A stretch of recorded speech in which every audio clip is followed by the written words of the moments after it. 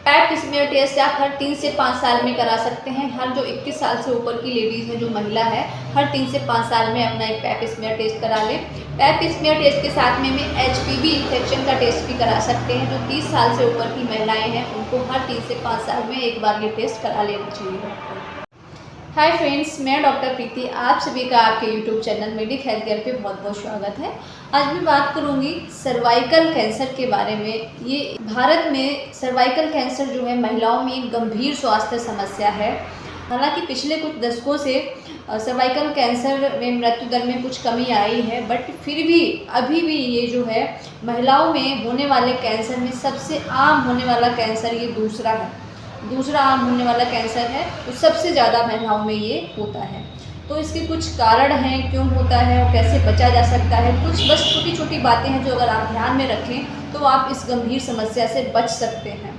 पहले तो मैं ये बताऊंगी कि इसके कुछ प्रिवेंशन के लिए टीकाकरण होते हैं, वैक्सीनेशन होते हैं, जो सरकार ने 9 से 14 साल की बच्चियों में टीकाकरण रखा हुआ है। जो स्पेशलिस्ट द्वारा ये बताया गया है कि 97% हम उस टीके से बच सकते हैं, ये इन्फेक्शन नहीं होगा अगर आपने वो टीकाकरण कराया है।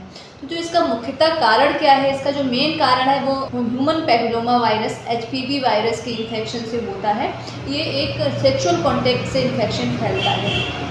एक अनुमानित आंकड़ा 2023 में दर्ज किया गया है अबाउट सर्वाइकल कैंसर, जिसमें से 3 से 4 लाख महिलाएं जो हैं वो सर्वाइकल कैंसर। आप यकीन नहीं करेंगे, हर 8 मिनट में एक महिला की मृत्यु होती है ड्यू टू सर्वाइकल कैंसर।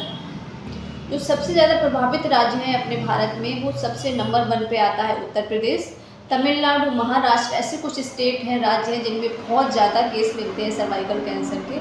और ज़्यादातर जो है ये बीमारी जो है महिलाओं में ग्रामीण क्षेत्रों में देखने को मिलती है, क्योंकि वो ज़्यादा ध्यान नहीं देते हैं। कुछ इसके अर्ली स्टेज पे सिम्टम होते हैं। अगर आपने उस स्टेज पे पता कर लिया, ध्यान दे लिया, स्क्रीनिंग टेस्ट करा लिए, तो आपको पता चल जाएगा और पूरी तरह से क्योर हो सकते हैं। कुछ सर्जरी होती है, बहुत ज़्यादा ट्रीटमेंट नहीं कराना पड़ता है। अर्ली स्टेज में आप पूरी तरह से क्योर हो सकते हैं 90%, और आप नॉर्मल अपनी लाइफ जी सकते हैं पहले की तरह।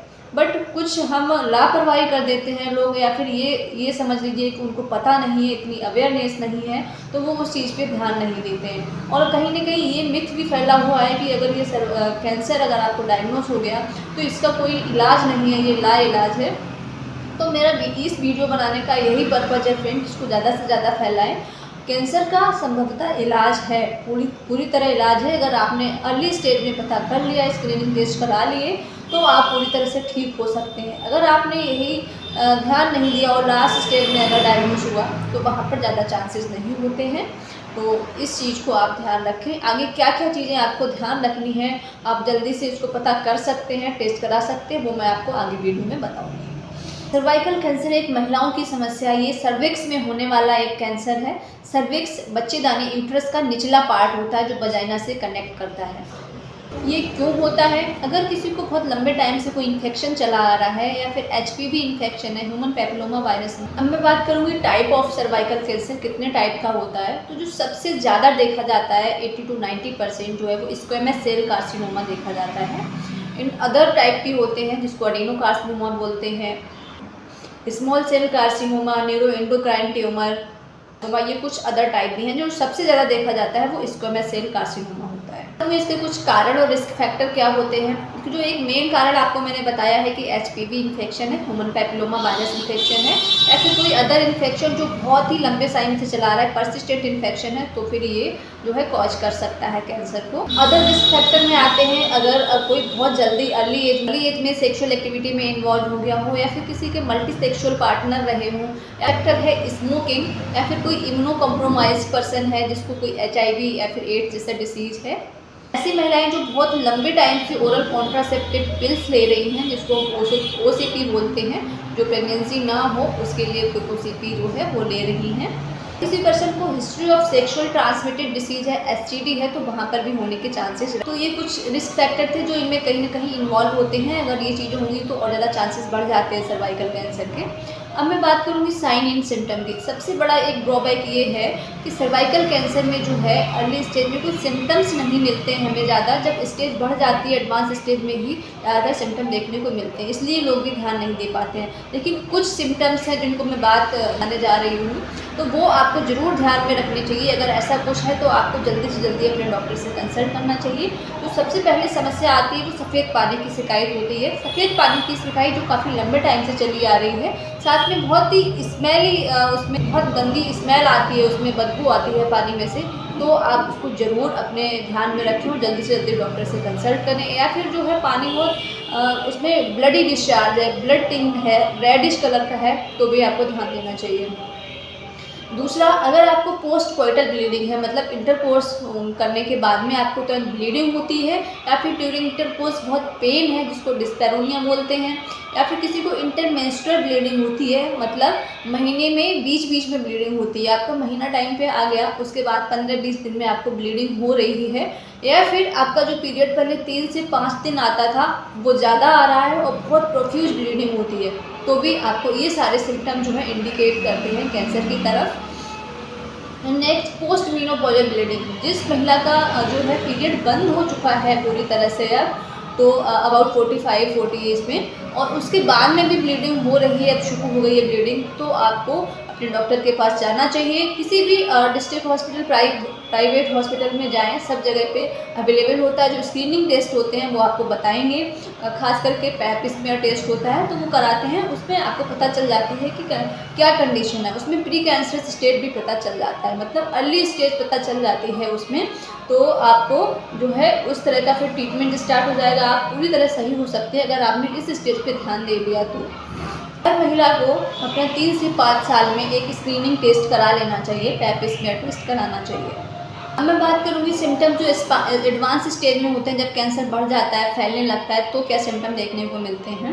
ये देखिए, बैक पेन रहने लगता है, पेल्विक पेन, कमर में दर्द, इस तरह का दर्द रहने लगता है, पेशाब करने में दिक्कत होने लगती है, क्योंकि आसपास के ऑर्गन इन्वॉल्व होने लगते हैं, तो पेशाब करने में दिक्कत होने लगती है, फ्रेश होने में दिक्कत होने लगती है, पैरों में स्वेलिंग आने लगती है ड्यू टू लिम्फेटिक ऑब्स्ट्रक्शन, एकदम से बहुत ज़्यादा जो है आपका वेट लॉस होने लगता है, वेट कम होने लगता है, वजन कम होने लगता है, साथ में आपको बहुत थकान रहती है, बहुत चिड़चिड़े रहते हैं, किसी काम में करने में मन नहीं लगता है। तो ये कुछ सिम्टम थे। अब मैं टेस्ट बताऊंगी, तो स्क्रीनिंग टेस्ट आपको बता दी है, आपको पैप स्मीयर टेस्ट हर 3 से 5 साल में ज़रूर रिपीट कराना चाहिए, आपको कोई समस्या हो या नहीं हो, as a screening test. HPV test करा सकते हैं, जिसमें हाई रिस्क अगर किसी को ऐसा कोई इन्फेक्शन है ह्यूमन पैपिलोमा वायरस का, तो वो आ जाएगा, उसके अकॉर्डिंग आपका ट्रीटमेंट चल जाएगा। दैन डायग्नोस्टिक टेस्ट में जो बहुत सारे आते हैं, उसको हम एक बायोप्सी कराते हैं, जहाँ पर आपको कैंसर है या फिर कुछ चांसेस लग रहे हैं, तो वहाँ का एक टिश्यू लेके थोड़ा सा उसकी जाँच करने भेजते हैं, तो उससे पता चल जाता है कि कौन से टाइप का आपको कैंसर है या क्या कंडीशन, हैवी कैंसर या नहीं है,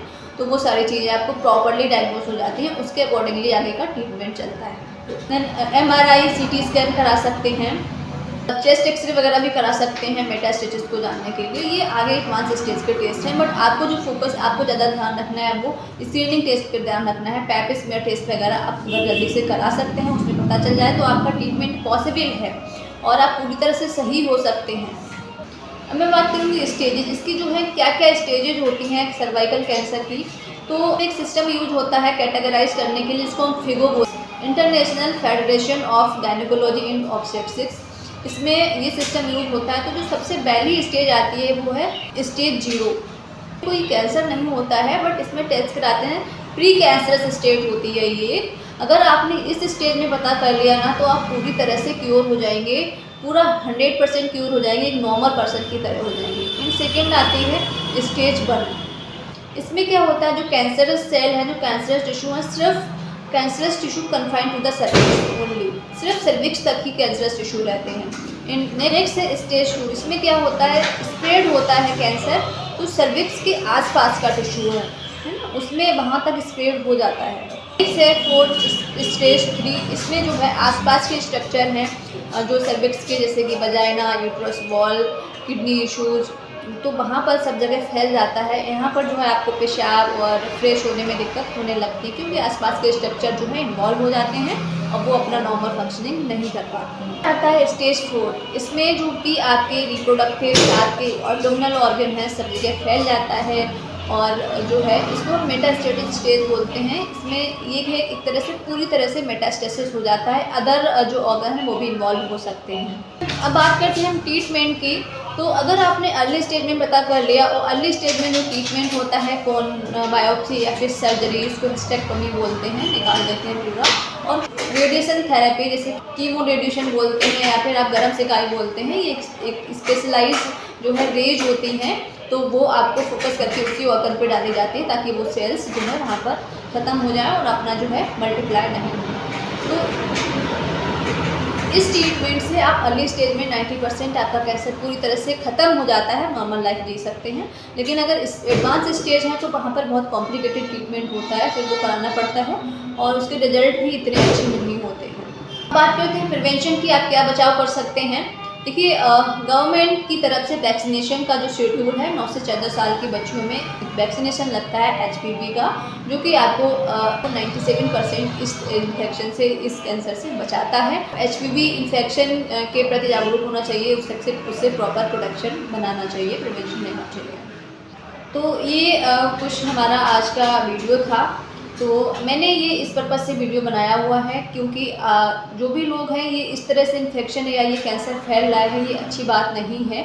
लोगों को जागरूकता होना चाहिए, हर महिला को अपने स्वास्थ्य के प्रति सजग रहना चाहिए, ये उसका कर्तव्य है कि वो अपने बारे में ध्यान दे, और क्या प्रॉब्लम हो रही है जल्दी से जल्दी हर जो भी नियर बाय आपके पास डॉक्टर हो, डिस्ट्रिक्ट हॉस्पिटल है, गवर्नमेंट हॉस्पिटल है, प्राइवेट हॉस्पिटल है, आप जाएँ, अपनी परेशानी बताएं, और जो भी पॉसिबल ट्रीटमेंट होगा वहाँ पर जो भी स्क्रीनिंग टेस्ट हैं आपके कराए जाएं, और जो भी उस समय पे ट्रीटमेंट पॉसिबल है वो कराया जाए। तो इसका ट्रीटमेंट पॉसिबल है, आप पूरी तरह से सही हो सकते हैं। ये नहीं होना चाहिए कि कैंसर का ट्रीटमेंट नहीं है, आप पूरी तरह से सही हो सकते हैं अगर आपने अर्ली स्टेज में पता कर लिया तो इस चीज़ को ज़्यादा से ज़्यादा इस वीडियो को फैलाएं और लोगों को अपनी स्वास्थ्य के प्रति जो है जागरूक होना ज़रूरी है, थोड़ी सी अवेयरनेस लाएं।